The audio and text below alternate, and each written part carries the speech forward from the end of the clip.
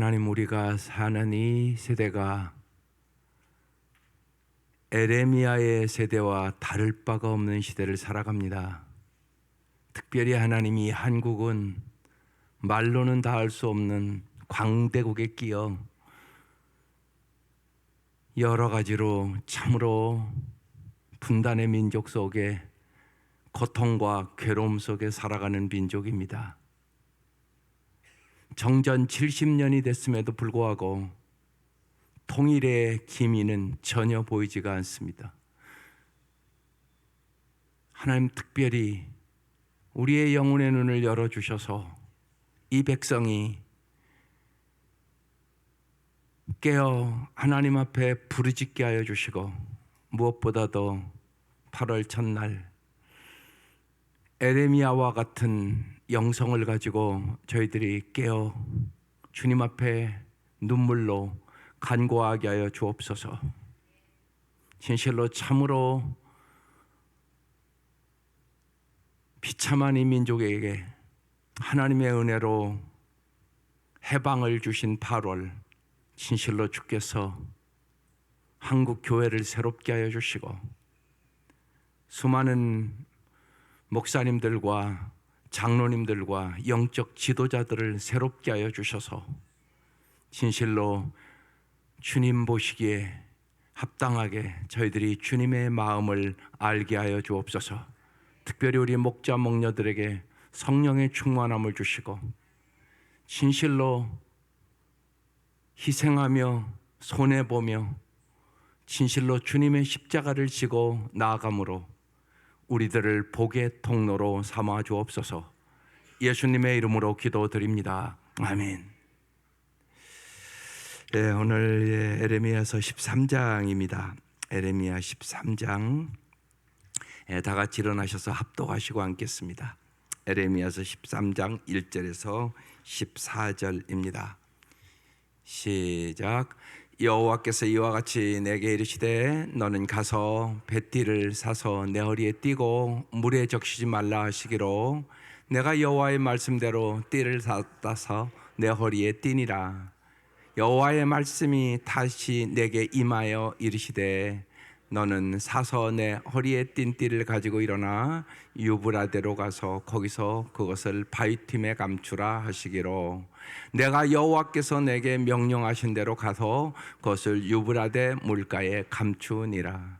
여러 날 후에 여호와께서 내게 이르시되 일어나 유브라데로 가서 내가 내게 명령하여 거기 감추게 한 띠를 가져오라 하시기로 내가 유브라데로 가서 그 감추었던 곳을 파고 띠를 가져오니 띠가 썩어서 쓸 수 없게 되었더라.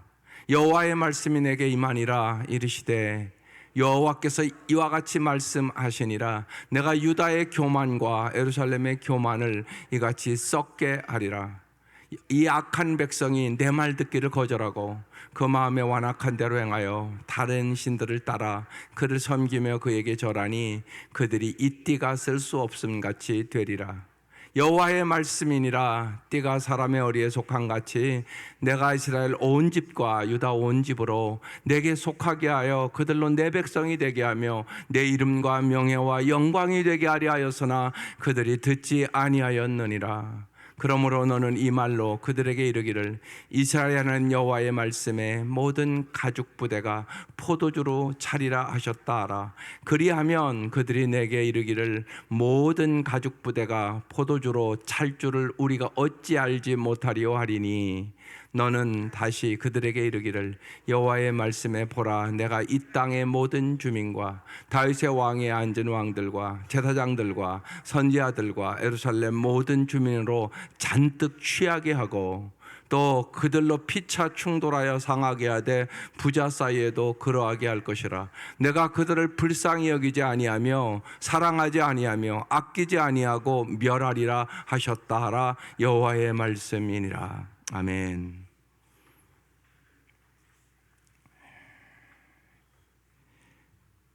진심으로 기도해야 할 때예요. 우리가 일제에 그 고통을 당할 때도 정말 사색 당파가 있어서 끊임없이 싸움박질하고 그러다가 결국은 일본에게 먹히고 그 고통을 당했잖아요. 요새 정치가들 하는 짓들이 정말 그렇잖아요. 한마디로. 예, 정전 70주년입니다 올해. 그런데 여러 가지로 참 그럴 때입니다. 그러면 정말 우리는 크리스찬으로서 정말 울부짖어 기도하는가? 그렇지가 않습니다. 그래서 오늘 본문이 무지하게 중요한 본문입니다. 여러분 진심으로 기도하시기를 바랍니다. 언제나 선곡 속에 패망의 인자가 있습니다. 한 분이 내가 한 회개가 하나님께 용서받는 진짜 회개인지 어떻게 알 수 있습니까? 이렇게 질문했습니다. 여러분 진짜 회개하십니까? 이 국가와 민족을 위해서 여러분 다음 세대를 위하여 눈물이 있으십니까? 여러분의 가족들 중에 정말로 예수 안 믿고 또 예수를 믿는다고 그러는데 다만 미지근합니다. 지금 열심히 믿지를 않아요. 주일날 나오는 거 외에 세상 사람과 다를 바 없는 교인들이 너무나 많습니다. 그래서 좀 심각하게 생각하시고 여러분 진심으로 기도하시기를 바라요. 오늘 말씀에서 제가 간단하게 말씀을 드리고 10가지 오늘 내일 세 번째가 띄울게요. 한번 이렇게 10가지를 가지고 점검을 한번 해보세요. 그러니까 자기 성찰을 지금 해봐야 할 때란 말이에요. 여러 가지로. 오늘 말씀에 이렇게 얘기합니다. 여호와께서 말씀하시기를요, 너는 에레미야에게 하는 거예요. 가서 뱃띠를 사서 내 허리에 띠고 물에 적시지 말라. 이렇게 합니다. 에레미야가 즉시 순종합니다. 지난주에도 말씀했지만 순종은요, 도전 없이 변명 없이 들은 대로 즉시 하는 게 순종입니다. 에레미야가 언제나 그렇게 즉시 순종을 합니다. 2절에 이렇게 말합니다. 내가 여호와의 말씀대로 띠를 사서 즉시 내 허리에 띄었습니다. 3절 여호와의 말씀이 다시 내게 임합니다. 4절 너는 사서 내 허리에 띈 띠를 가지고 일어나 유브라데로 가서 거기서 그것을 바위틈에 감추라. 강가에 가서 이제 바위틈에 감추라고 얘기를 한 거예요. 5절 내가 여호와께서 내게 명령하신 대로 가서 그것을 유브라데 물가에 감추니라. 6절 여러 날 후에 여호와께서 또 말씀하세요. 일어나 유브라데로 가서 내가 내게 명령하여 거기 감추게 한 띠를 가져오라. 가져왔겠죠? 내가 유브라데로 가서 그 감추었던 곳을 파고 띠를 가져오니 띠가 썩어서 쓸 수 없게 되었다. 이게 무슨 얘기겠어요? 지금 하나님이 정말로 너무나 가깝해서 그러니까 행동으로 메시지를 지금 전하고 있는 것이에요. 이 말씀을 통하여 우리가 알아야 되는 것은 여러분 신앙생활에 중요한 건 하나님의 마음을 아는 거예요. 우리의 형편과 처지를 바라보고 하나님은 마음이 기뻐하실까 슬퍼하실까 아파하실까 그 생각을 하셔야 돼요. 하나님은 우리 가정을 보고 기뻐하실까? 뭐라고 말씀하실까? 하나님 여러분 자녀들의 신앙생활하는 거 보고 어떻게 말씀하실까? 우리 교회는 하나님 보시기에 어떤 교회인가? 이 나라는 하나님 보시기에 정말 하나님이 기쁘시게 이 나라 통일시킬까? 이런 생각들을 반드시 해보셔야 돼요. 그러니까 신앙생활하면서 중요한 것은 자기를 성찰하는 거예요. 그 중에 중요한 것은 하나님의 마음이 어떠냐는 거예요. 그게 이번 주 말씀에 연관시키면 먼저 하나님의 나라와 의를 구하는 거죠. 그 말씀을 적용하면 오늘 많이 나와서 여러분 기도하는 게 마땅하잖아요. 그러니까 안 적용하는 거. 말씀 듣고 잊어버리고 그 행동을 하는 거예요. 여러분의 자녀들이, 여러분의 가족들이. 전혀 말씀을 듣고도 반응이 없는 거예요. 근데 이스라엘 백성이 그랬단 말이에요. 그 이유 8절 여호와의 말씀이 내게 임하니라 이르시되 여호와께서 이와 같이 말씀하시니라 내가 유다의 교만과 예루살렘의 큰 교만을 이같이 썩게 하리라. 교만은 배망의 선봉이다. 그 말씀이에요. 가죽띠처럼 썩게 만들겠다고. 여러분 우리가 지금 보면 알잖아요. 아주 곳곳이 너무나 썩었어요. 뭐 요새 보면 학교는 말할 것도 없고 선생 못 해먹겠다고 하잖아요. 한마디로 이런 사회가 됐어요. 못 가르치겠다고. 얼마나 썩었는가를 생각하셔야 돼요. 선생님들이 못 가르치겠다고 할 정도라니까요. 얼마나 힘들면 자살을 하겠어요, 선생이. 그런데 심각하게 여러분을 생각이 안 해요, 여러분이. 이건 더 심각한 문제란 말이에요. 그 문제를 갖고 울며 기도하는 사람도 별로 없는 것 같단 말이에요, 현실적으로. 그러니까 우리도 다 무뎌져 버렸어요. 이게 이제 오늘 우리의 심각한 문제라는 사실을 여러분 오늘 이 아침 깊이 깨달아야 돼요. 하나님의 말씀, 에레미야의 태도를 잘 보셔야 돼요. 원인을 정확하게 교만하다는 것이에요. 여러분 이 교만 잘 생각하셔야 돼요. 교만은 사람에게 가장 먼저 찾아와서 가장 늦게 떠나는 아주 끈질긴 죄라고 토마스 아켄퍼스가 일찍이 한 얘기예요. 여러분 죽을 때까지 교만과의 싸움이에요. 교만에 두 얼굴이 있어요. 하나는 우월감, 또 하나는요 불순종. 이게 교만하면 우월감을 가져요. 그리고 남을 무시해요. 그리고 잘난 척하고 그게 교만한 모습이에요. 또 하나는 어김없이 불순종해요. 부모의 말씀에 자녀들이 불순종해요. 하나님의 말씀에 불순종해요. 그건 망한 길을 가는 거예요. 그 얘기를 하고 있는 것이에요. 교만의 해독제는 그럼 뭘까요? 겸손과 눈물이에요. 다른 방법은 없어요.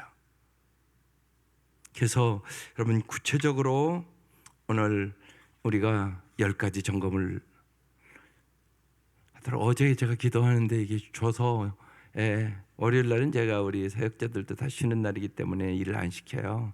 그런데 꼭 좀 띄워달라고 그래서 어제 만들었어요. 한번 띄워주세요. 자기 성찰 질문 10가지 한번 잘 생각해 보세요. 그리고 오늘 기도합시다. 첫 번째, 여러분은 자신의 영혼을 위한 고민을 합니까? 여러분의 남편이나 여러분의 자녀들을 위한 고민을 합니까? 이렇게 좀 넓혀서 생각해 보세요. 이 질문을 만들면서 여러분 깊이 느꼈던 것은 지금은 특별히 영적인 특권을 누리는 시대에 우리가 여러분 생각해보세요. 유튜브로 좋은 설교 다 들을 수 있고요. 인터넷에 들어가면 질문하면 거의 다 대답을 해주잖아요. 많은 선교들, 많은 책들, 수많은 가르침, 환경적으로 영적인 특권을 누리는 시대입니다. 하지만 그렇다고 우리가 영적으로 더 나아졌습니까? 그것은 아니란 말이에요. 우리의 신앙의 선배들보다요, 우리 신앙생활하는 이 모습들이요 미지근해서 볼 수가 없어요. 열심히 뜨겁게 뭐 주님을 위하여 내가 순교해야지, 뭐 죽어야지, 사나 죽으나 주님을 위해 살아야지, 이런 사람이 별로 없어요. 언제나 자기 필요대로 살아요. 여러분의 자녀들은 말할 것도 없어요. 그런 시대를 살아간단 말이에요.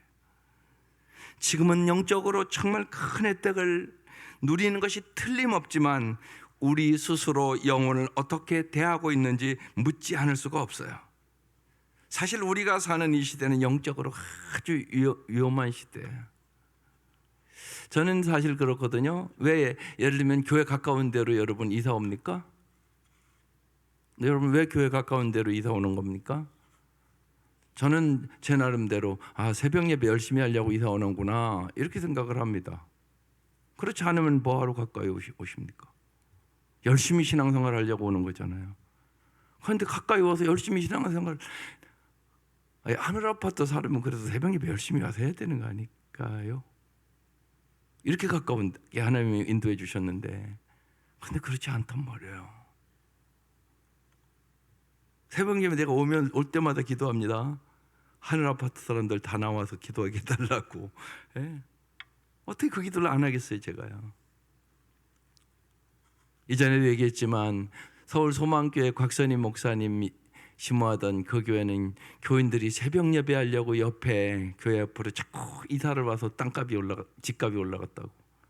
근데 정말 제가 거기 탐방을 해봤거든요. 뭐 이 성전 비교할 수 없을 정도로 큰 성전이죠. 새벽에 꽉 차서 기도하거든요. 중요하단 말이에요. 그런 것들이요. 그런 열정이 있어야 된단 말이에요. 그런데 그런 열정이 없는 거예요. 식어버렸어요. 보면. 그래서 영적으로 아주 위험한 시대다.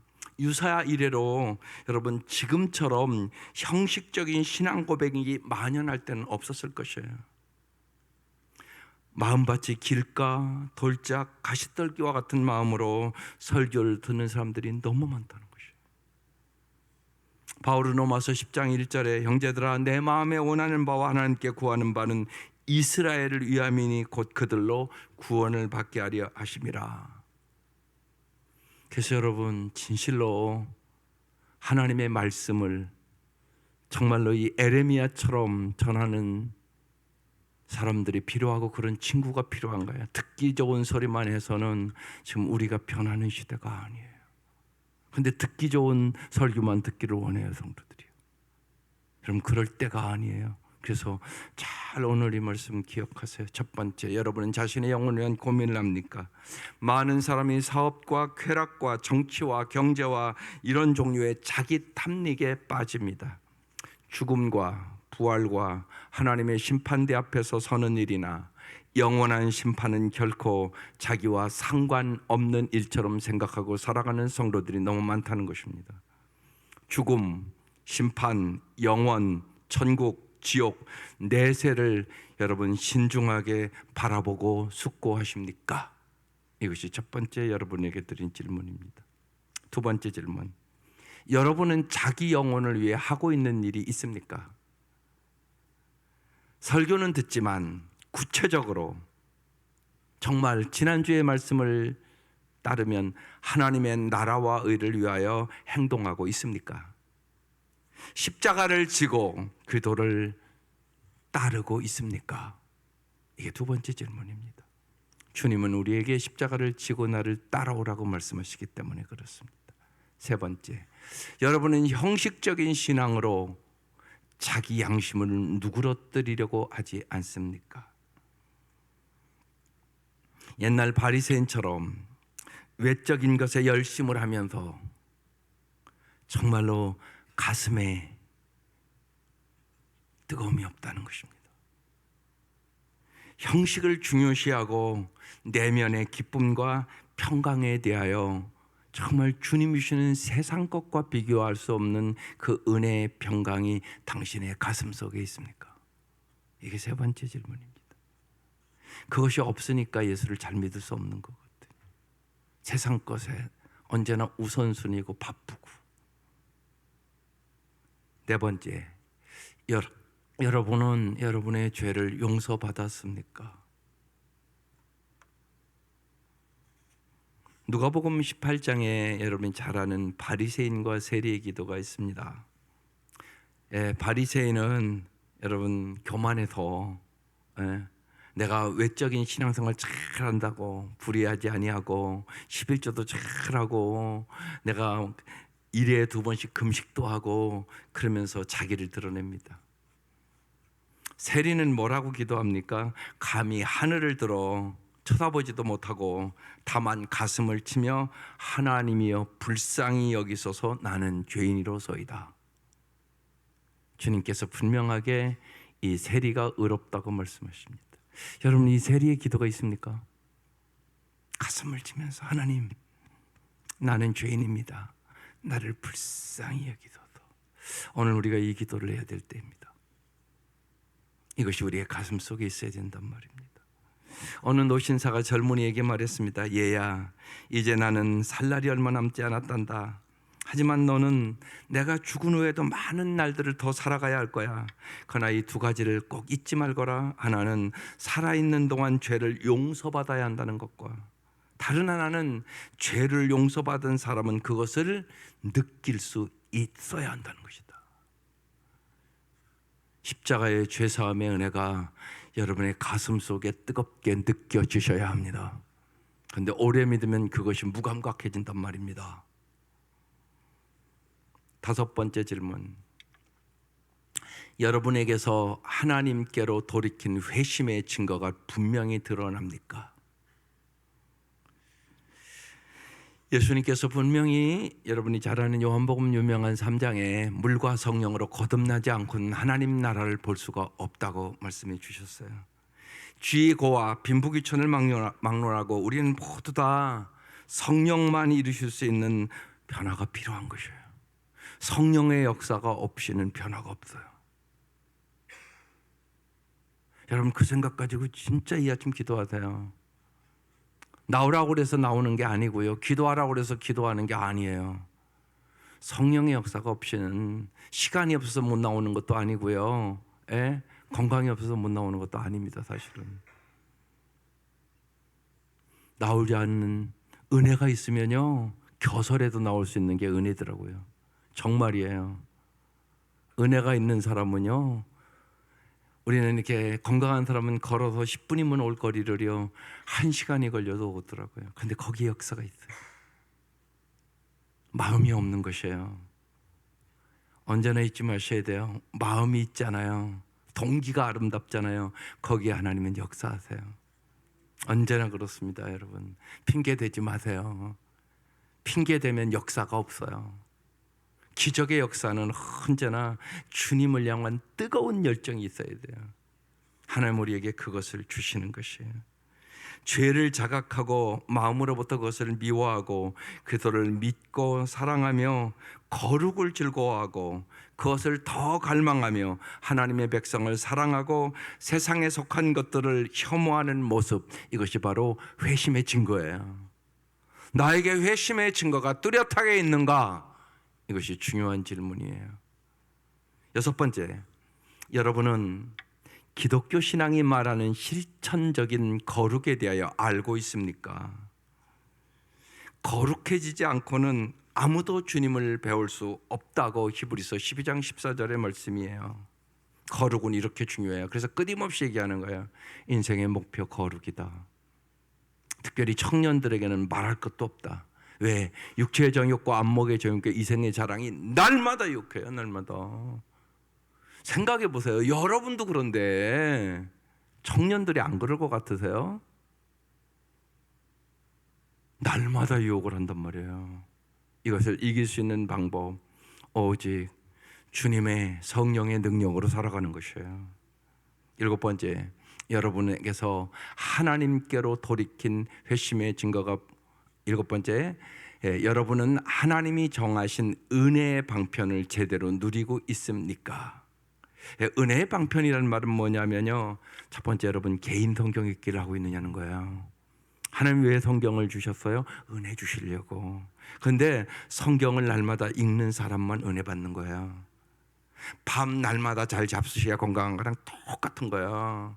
그래서 애들에게, 특별히 어린아이들에게 여러분 막 숟갈을 들고 다니면서 먹이잖아요. 애들을 키워보면 잘 먹는 애들이 있고 안 먹는 애들이 있어요.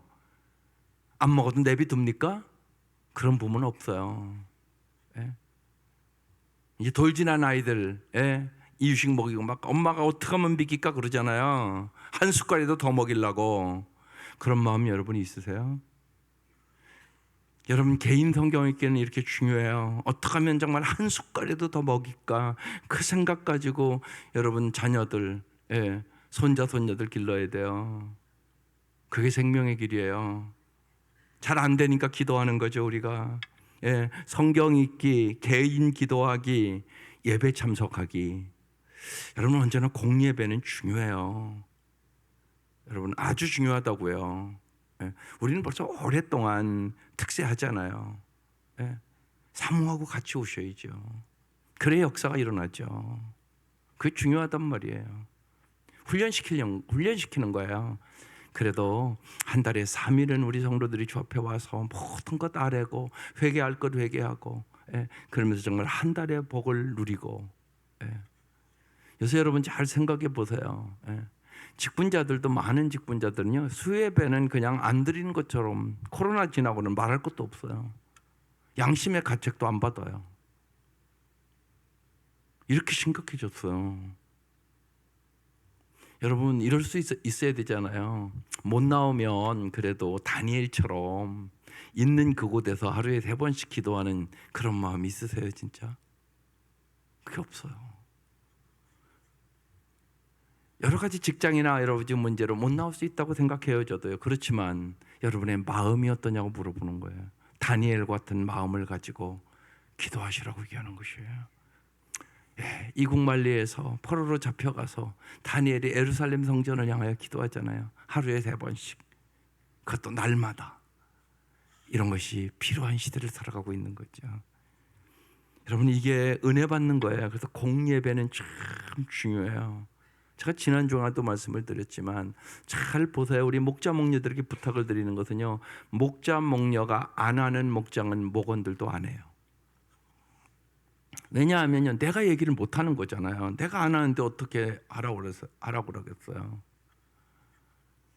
그러면 그 목원들은 신앙이 안 자라요. 생각해 보세요. 주일날 한 번만 예배 드려서 신앙이 절대 자랄 수 없어요. 정말 보면 상공부 열심히 하는 사람들, 그리고 예배에 잘 와서 말씀을 잘 듣는 사람들이 신앙에 성적해요. 그건 어김이 없는 것 같습니다. 그래서 은혜의 방편이 아주 중요해요. 또 오랫동안 이제 9월부터 하려고 그러는데 성찬이 참 중요해요. 코로나 때문에 한참 성찬을 못했어요. 이제 9월부터 시작할 것입니다. 그리고 주일 성수는 절대적으로 하는 거예요. 여러분, 절대 신앙을 가져야 돼요. 참 중요합니다. 그런 것들이. 그래서 혹시나 이제 휴가철이라 휴가도 가고 그러잖아요. 가는 곳에서 꼭 예배 드릴 수 있도록 잘 인도하세요, 자녀들.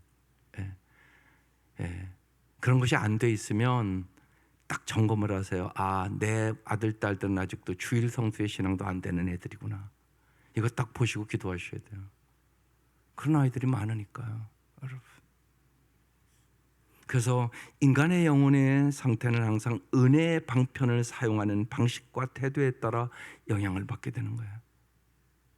8번째, 여러분은 선한 일에 힘쓰고 있습니까? 예요. 주님께서 성령과 능력을 예수님도 기름 붓듯 하셨으며 그가 두루 다니시며 선한 일을 행하시고 마귀에게 눌린 모든 사람을 고치셨으니 이는 하나님이 함께 하심이었더라. 이렇게 기록되어 있어요. 우리가 깊이 생각해 보면 이웃을 돌보는 일에 전혀 관심이 없고요, 오직 자기 자신과 자기 가족의 필요를 채우는 데만 몰두하는 사람들이 스스로 그도인이라고 자처하고 또 그렇게 불리는 시대가 됐어요. 초대교회는 그렇지가 않았다는 얘기입니다. 그래서 주님이 내 이웃을 누구냐, 그 선한 사마리아인의 비유를 얘기하는 거예요. 여리고에서 강도 만난 사람, 사마리아인이 도와줬어요. 유대인이 도와준 게 아니에요. 제사장이나 레위인이 도와준 게 아니에요. 사마리아인이 도와줬어요. 그 얘기를 하시고 누가 내 이웃이냐? 주님이 물어보고 자비를 베푼 자니이다. 예수님께서 대답하셨어요. 가서 너도 이와 같이 하라. 우리가 구원받았어요. 그렇지만 왜 구원해 주셨냐? 선한 일을 이 땅에 하라고 구원해 주셨어요. 거기까지 나가셔야 돼요. 그런데 너무나 자기 자신과 자기 가족밖에 모르는 그런 기도인들이 부지기수예요. 그건 기도인의 참된 삶은 아니란 말입니다. 9번째, 여러분의 일상에서 기도와의 교제를 누리는 삶이 무엇인지 알고 있습니까? 기도와의 교제는 우리의 은혜와 믿음과 지식이 자라가고요, 모든 일에 기도의 마음을 본받으라고 부득이 힘쓰는 사람들의 특권이에요. 그래서 하나님이 주시는 풍성한 삶을 살기를 원하는 거예요. 그래서 주님이 말씀하여 나는 포도나무에 너희는 가지다. 그가 내 안에, 내가 그 안에 거하면 사람이 열매를 많이 맺는다. 주님은 열매를 많이 주시기를 원하시는 거예요. 풍성한 삶을 주시기를 원하는 거예요. 그러면서 나를 떠나서는 너희가 아무것도 할 수 없느니라. 그렇게 써놨어요. 주님은 우리에게 정말 주 안에서 주님과의 교제를 통하여 포도나무에 가진 것 딱 붙어 있어야 되는 거죠. 주님이 주시는 모든 영양분을 받아서 정말 성령의 열매를 맺으며 풍성한 삶을 주시기를 원하시는 것이에요. 여러분도 그렇잖아요. 여러분의 자녀들이 그냥 겨우 살기를 원하는 부모가 어디 있겠어요. 잘 살기를 원하잖아요. 그 말씀이에요. 내가 정말로 너희가 정말 이 험한 세상에서 잘 살기를 원한다고, 영원히 잘 살기를 원한다고. 그래서 예수님이 이 땅에 오신 거죠. 마지막 10번째, 여러분 그동안에 재림을 준비하고 있습니까? 분명히 사도행전 1장 11절에 갈릴리 사람들아 어찌하여 서서 하늘을 쳐다보느냐, 너희 가운데서 하늘로 올려 가신 이 예수는 하늘로 가심을 본 그대로 오시리라. 재림에 대한 신앙이 너무나 사라졌어요. 언제 사람은 재림의 신앙을 간절히 사모하냐? 어려울 때. 어려운 사람이 훨씬 천국을 사모하고요, 어려운 사람이 훨씬 재림을 사모합니다. 우리는 지금 너무 잘 산다는 얘기예요. 그러니까 재림 사모하지 않아요. 천국도 그렇게 사모하지 않아요. 아마 이북의 크리스찬들은 안 그럴 것이에요. 우리와 그런 게 다를 겁니다. 주 예수여 오시옵소서, 이 기도가 저절로 되지 않겠어요? 날마다 예배 드리는 것도, 찬송 한 장 부를 수도, 성경도 갖고 다닐 수 없는 그러한 말할 수 없는 핍박과 어떻게 보면 죽음을 각오하고 예수 믿는 거잖아요. 이북의 동포들은요. 그런 사람들은 주님을 사모합니다. 기다립니다. 주 예수여 오시옵소서. 언제 우리가 자유를 얻을 수 있겠습니까? 언제 마음대로 찬양할 수 있겠습니까? 언제 마음대로 교회를 갈 수 있겠습니까? 그들은 그러면서 눈물로 기도하잖아요. 우리에게 그런 것이 있습니까? 그래서 진실되고 참된 기도인만이 그리스도의 재림을 기다립니다. 왜? 나만 생각하는 것이 아니니까. 이북의 동포를 생각해서 주님이 빨리 오셔야 되지 않겠어요? 그런 생각을 하는 것입니다. 건실하고 참된 기도인만이 그리스도의 재림을 기다립니다. 여러분에게 이제 적용 질문을 한번 하고 마치겠습니다. 첫 번째, 아직도 영적인 잠에서 빠져 있거나 믿음에 전혀 무관심한 사람이 있습니까? 둘째, 자신이 정죄받은 것처럼 느껴져서 절망하고 있는 사람이 있습니까? 셋째, 스스로 신자라고 믿지만 신자가 마땅히 누려야 할 기쁨과 화평과 위로를 맛보지 못하는 사람이 있습니까? 넷째, 신자이면서도 소심함과 연약함과 죄의식으로 인한 두려움과 의심에 시달리는 사람이 있습니까? 5. 천국으로 향하는 여정에서 맞닥뜨리는 시험과 질병과 가족으로 인한 어려움과 환경의 시련과 이웃과 세상이 주는 어려움으로 낙심 가운데 있는 사람이 있습니까? 우리를 긍휼히 여기시는 주님께서는 오늘도 우리의 모든 형편과 화정을 다 알고 공감하십니다. 왜요? 주님이 이 땅에서 다 겪으셨기 때문에 그렇습니다. 여러분의 마음이 어떠하든지, 여러분의 상황이 어떠하든지 주님은 다 알고 계십니다. 여러분을 능히 도우실 수 있습니다. 그러므로 그렇게 더 가까이 나아갈 수 있으셔야 합니다. 오늘 이스라엘 백성을 향하여 너무나 안타까워서 하나님은 네 아주 행동으로 메시지를 좀 전하라. 저들이 너무나 교만해서 이제 망할 수밖에 없는 형편이 이뤘다. 그렇게 말씀하시는 것입니다. 오늘 이것이 우리에게 주신 음성인 것 같습니다.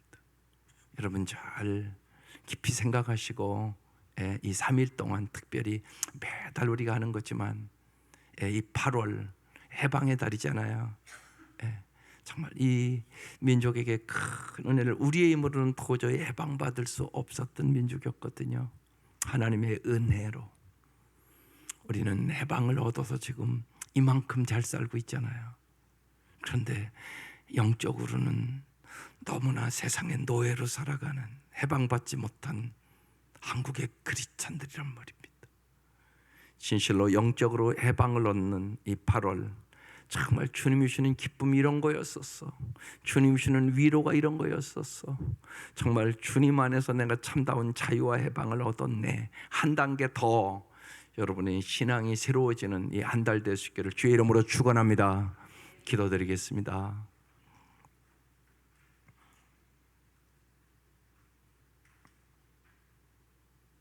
하나님 아버지,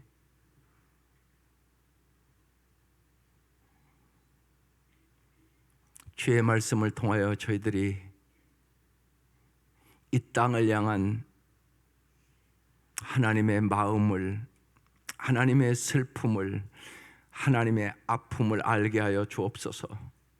하나님의 은혜로 정말로 절망적인 이 땅, 황폐한 이 땅에 은혜를 주셔서 하나님, 나만의 저희들은 참으로 풍요 가운데 살아갈 수 있었습니다. 아직도 이북의 동포들은 말할 수 없는 고통과 괴로움과 아픔에 신음하고 살아가는 우리의 믿음의 형제들이 많이 있습니다.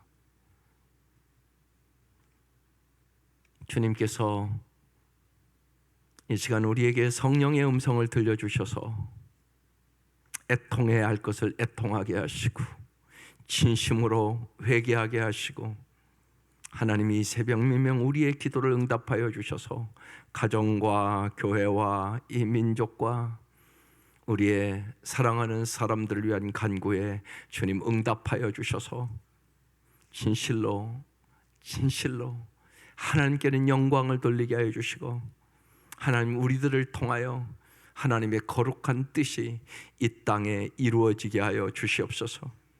귀한 예물들 드립니다. 주님 받아주시고, 하나님 이 한 달도 하나님의 은혜와 평강과 하나님의 보호하심과 하나님의 놀라운 사랑을 경험시켜 주셔서 저희들이 진실로 하나님 미지근하게 예수를 믿지 않도록 도와주시고 온 마음을 다하여 주님을 섬기고 주님을 사랑할 수 있도록 은혜를 부어 주시옵소서.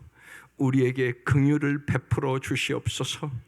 주님, 진실로 주께서 이 아침 우리에게 성령의 충만함을 허락하여 주시고 애타게 눈물로 간구하는 기도에 응답하여 주옵소서. 우리의 구하는 것이나 생각하는 것에 넘치도록 채워주시는 예수님의 이름으로 기도드립니다. 아멘.